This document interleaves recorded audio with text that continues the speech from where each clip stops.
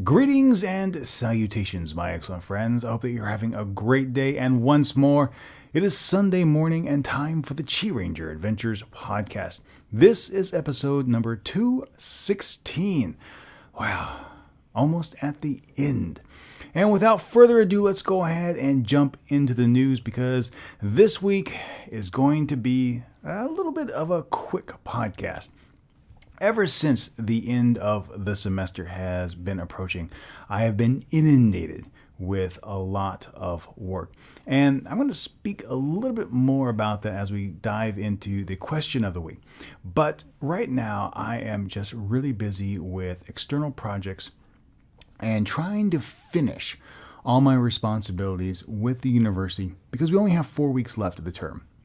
So we're finishing up projects, we're finishing up lessons, getting ready to administer the final exams, meeting with students, making sure that all the requirements are completed. So on the content side, I'm really having to prioritize things and move things around just a little bit. And that's one of the reasons why this past weekend when I released the solution video for the mystery word game, I elected not to continue that a little bit more. I just really don't have the time to produce that, and I really want to make it a fun game. So we'll pick that up maybe over the summer or maybe next fall when we have a little bit more free time to play with things. But I do want to highlight and thank the folks over at Arirang. Once a month I appear on Catch the Wave, which is a radio show that's broadcast around the world. Adrian Lee is a fantastic guy, and I really enjoy hanging out with him for about a half hour, just talking about Korea, talking about the things that I get to do here. It's a great show, and you can, of course, catch that on Arirang Radio, and I usually broadcast it on Twitter a few days before I go on, and then you can hear it live. You can hear it on video, radio on demand, audio on demand on the Arirang site. If you have the Arirang app for your smartphone, you can listen to it live no matter where you are around the world. It's a lot of fun. This past week, I also was able to appear on Korea Today, which is a morning show shot here in Korea. And that's also available worldwide on their video on demand, their mobile phone app. So normally I would cover that in the content rewind, but that was a lot of fun, so I thought I'd cover that up front. And because of projects like that where I have to go in and film and do more radio, I just don't have the time. We're going to be out of Korea for about 2 months, and one of the things I need to do is pre-record all my radio spots for 101 Main Street. So I'm actually having to go through and write about 8 scripts to get everything done for this month and June and July and August. Oh, so crazy. So crazy. So yeah, it's crazy. It's crazy busy. The one thing on the news front, the hard news front I did want to cover this week has got to do with a story I talked about last week, and that was North Korea using GPS jamming devices. Now, when that first story came out, I mentioned they were pretty sure it was North Korea, but they really hadn't confirmed that 100%. So they did some more tracking, they did some more region, and they pinpointed the source of the jamming. And it was taking place in Kaesong. Now, Kaesong is a city. It was used for industrial purposes with a South Korean company for a number of years. And this facility is 60 kilometers past the DMZ. So it's 60 kilometers inside North Korea.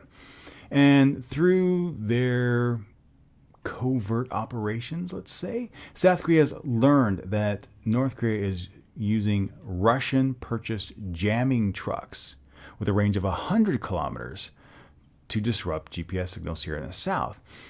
So when you look at the geography of Korea, so that blanket extends 40 kilometers past the DMZ and includes Incheon and some of the coastal waters right around Seoul. And that's why we're seeing it here. You're not really seeing it other places in Korea, but specifically around Seoul.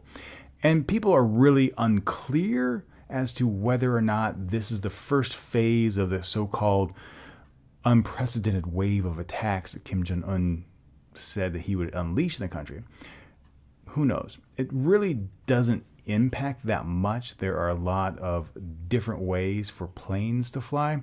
However, because shipping does require such a heavy reliance on GPS signals, it does interfere a little bit with that. They do have to use some other technologies, some older technologies, not so much the GPS, to navigate the coastal waters. But what I'm, I guess, disappointed in most is that Russia is enabling North Korea to do this. Any country should be free to sell arms to anybody else. I don't like that, but I don't also like the fact that other countries like to play police and like to dictate terms, who can and who cannot sell. As a country with arms, Russia, I think it's in poor judgment to sell to North Korea, mainly because what they choose to do with that greatly destabilizes the region. And Russia, because of their past association with North Korea, should be really cognizant of that fact. And it leaves a bad taste in my mouth that Russia is partnering with North Korea on this. Now, they can argue that it's just a sale of goods, not a partnership. But from where I'm sitting, when you give another country a tool, even if you sell another country a tool, you're just as culpable. You know what North Korea can do. I don't like it.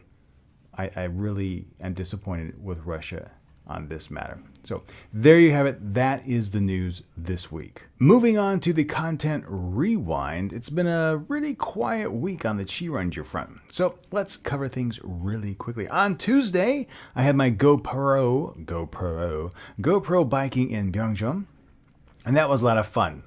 Like I said, when I did these last two races, especially the race with Hanu, I fell in love with getting a bike, and I wasn't really sure if I wanted a bike, but Joe did some research on Craigslist, found a smoking deal, and before long, I was laying out the cash, and I had it. So I thought, what better way to celebrate a new purchase like that than to do a quick little video? And one of the things that I get asked fairly often is, what does Korea look like? Not the touristy videos, not the expose on some special marketplace, but what does Korea look like? And I thought this would be a great way. Just strap on a GoPro to the front fork and ride home. And that's basically what I did. It took 13, 14 minutes for me to navigate the streets home, cut it down to a great Josh Woodward tune, and boom, I was done. That was the video.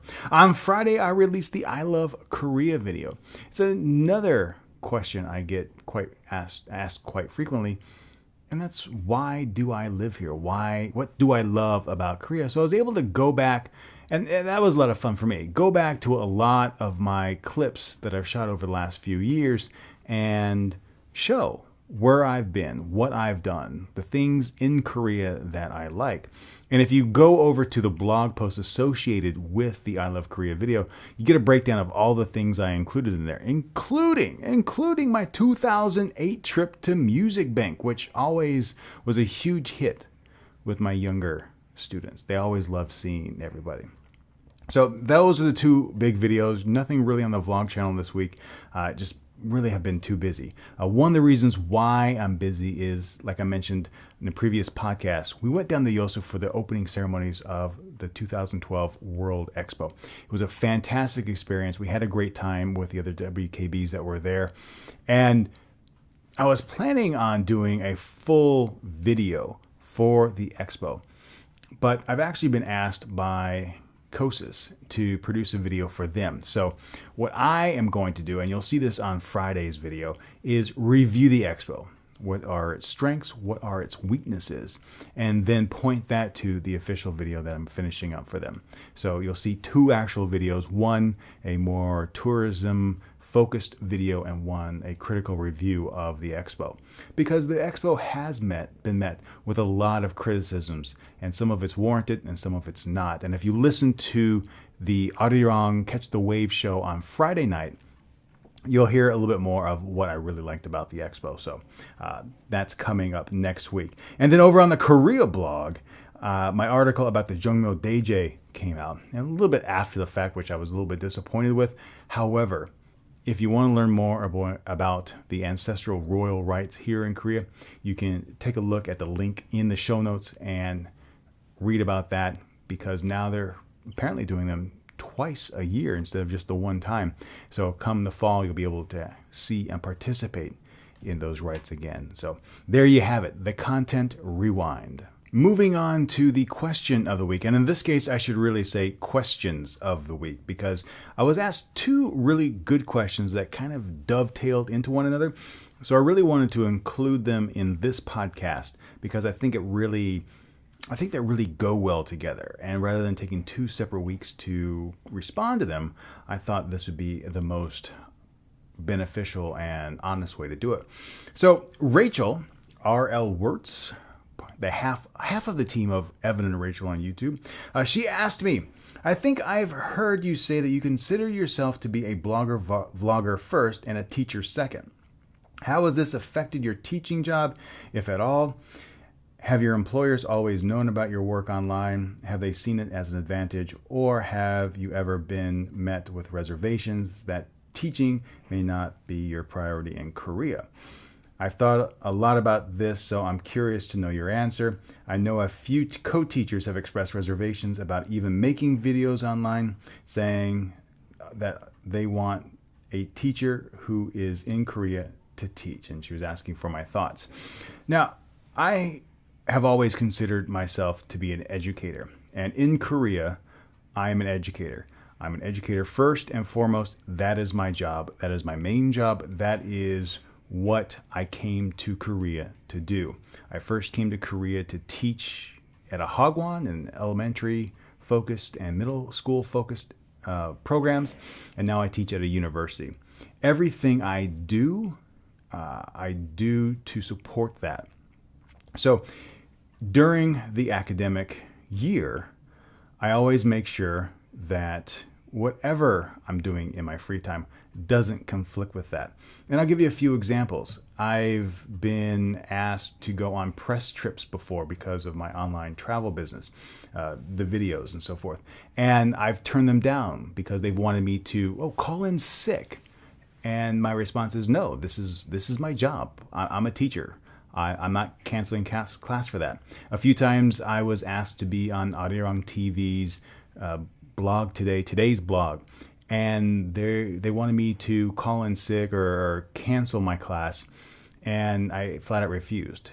I wasn't going to do that. In all my time in Korea, the only time I ever asked for permission to miss class was about 2 years ago. We had a press conference that the minister of the Ministry of Sports, Culture, and Tourism was hosting for foreign press. And I was asked to be there as part of the spokes team for the Korea blog. So I asked my boss, can I go to this event and the classes that I missed, teach those on different days? And I came prepared with the actual timetable of where I'd move these classes to, and he agreed to it. I will not do anything that takes away from my teaching time, even with, like, say, the radio jobs I do. I had to honestly approach my station folks and say, hey, my schedule is changing and I can't do it anymore. I just can't. And thankfully enough, the university changed some other things around and I was able to do it. But I never do anything that would jeopardize or put teaching as a second tier position. That is what I'm here to do. That being said, I also don't hide the fact that I do radio. I do the occasional TV spots. I do the online video, because I do it legally. For me to go out to appear on TBS EFM, I needed to go to my supervisors at the university, get them to sign off on a second place of employment, and then go to the immigration to get the work exception. So I've never hidden the fact that I do that. And it's actually kind of hard for me because when we were at the expo, someone at the expo from Australia recognized me. When my very first day last fall on the campus, one of the other faculty members saw me. Because I'm on television here and there, and you do see my videos online. Some of the students see me as well. So I don't really have the opportunity to kind of hide that because I'm out there so much. But in any kind of conversation I have with anyone, I always, put myself forward as, this is my job. I'm a university professor and I enjoy teaching and I love the students. We have even today, we had so much fun. We were teaching about negative sentences to elicit yes and no answers. But we were asking specifically about dating because that was the other half of the vocabulary lesson. And it was just a lot of fun to see these 20 and 21-year-olds squirm in their seats to role play different dating scenarios. And it was just a lot of fun. And I really enjoy that. I enjoy that type of interaction. So I've never really tried to hide it. I really haven't experienced any kind of negativity from employers about what I do. All my employers, even going back to 2008, have always been very happy with the way I produce content, the manner in which I produce content, and the way I portray life in Korea. Most are very, very positive and really thankful that I take the time to learn about Korean history and take the time to share it. And I think that's one of the biggest keys, is that rather than focusing on small nuances and things that are nitpicking and negative about Korea, or for that matter anywhere where you live, because I like to focus on education and the experience one can have while living in another country, I always try to find the commonalities between people and between places. And I think that comes through on the videos, and that is conveyed to my employers when they see it. So I hope that answers the question. The second question really comes from expat Carrie, because she asked, what she said was, blogger, teacher, videographer, editor, traveler, blah, blah, blah. How do you get so many things done? And that comes into what I mentioned previously about cutting back. And that's because I prioritize. I really sit down and schedule. Many people are shocked to learn that Joe and I, sit down and schedule out our videos and our projects sometimes more than a month in advance. Here it is the middle of May, and I know the entire video schedule until the end of June. Every single video is planned to the end of June. Every single radio script is planned through the end of June. Every single blog post that I need to write for the Korea blog is planned through the end of June. And then it's just a matter of looking at my life, looking at my teaching responsibilities, and looking at the different content responsibilities that I have, and making time for it. And that's one of the reasons why this podcast is kind of moving forward at a faster pace. It's because I have a lot to do this weekend. This weekend, we are hanging out with the WKBs. I'm recording 2 different interviews for upcoming podcasts. I'm filming a new video tomorrow. I need to edit this podcast and the video and get it all up. And I still need to finish the video that I'm working on for COSIS. And all this really needs to happen in the next 72 hours. So the reason why it appears that I can do so much is that I know where my strengths are. I know where my weaknesses are. And I know how I can best work. And I know how I can do things. So as I'm completing one task, especially with videos, rather than just sit here and watch a video render, I will actually then start working on another project. For the show notes for this video, they're already complete. They're already uploaded to chiranger.com. Everything is set. All I have to do for that particular blog post is upload the finished audio. Then when I do that, I can finish exporting the video and put that up on YouTube, and then schedule everything so it drops live and be done with it. The videos that go out next week on ChiRanger, Tuesday's video is done. It's already uploaded. It's been uploaded for more than a week. Friday's video is done. I just need to upload it. The blog post that goes with that video is already done. And I accomplish these things by just waiting for things here and there.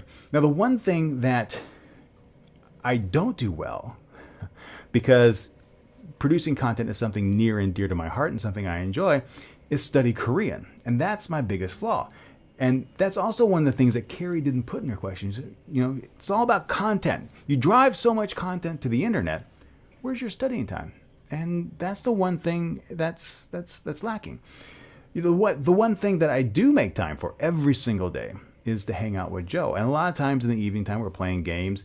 Lately, we have been loving Ticket to Ride, our favorite iPhone game. Love playing that. On the way down to Yosu, we were playing that in the airport. Lovely time. So that's how I fit it all in. It's meticulous scheduling. And I do have a little bit of leeway, a little bit of flexibility involved, but a lot of it is just coming down and knowing what I have to get done, knuckling through it, and just making sure the content is awesome and making sure the content is done on time. So there you have it. 2 great questions. Thank you so much, Rachel. Thank you so much, Carrie, for asking those. I really do appreciate it. If you have a question for me, don't hesitate to ask. I will either answer it here on the podcast as the question of the week, or as an individualized video response over on the ChiRanger vlog. You can ask me those questions via Twitter. Just mention at ChiRanger on Twitter. You can email those to me at podcast@chiranger.com. You can leave the questions in the comment section of the video podcast, or you can leave me a question on the blog post as well. This is a great question. Thank you so much. And it's time to move on. It is time once more for the Travel Talk segment of the podcast. Now, this week we return to 1013 Main Street, where I talk about the Suwon Fortress. And this is a UNESCO World Heritage Site. And of course, for copyright reasons, I can't put that here on the video. But if you go over to the show notes in the description box down below, scroll down till you see Travel Talk, you will see the audio for that. I will see you in just a second. Well, there you have it. Another podcast has come to a close, and I want to thank you so much. I raise my glass to you. Thank you so much for spending part of your weekend here on the ChiRanger Vlog channel, watching the podcast, downloading the podcast from chiranger.com, or downloading it from iTunes. Thank you so much. It means a lot to me. Your feedback is always important to me. So please, if you have an idea, leave it in the comment section, or you can email it to me at podcast@chiranger.com. But until next time, may the road always rise to meet your feet. May the wind be always at your back. And may you have an absolutely fantastic day. I'll talk to you soon.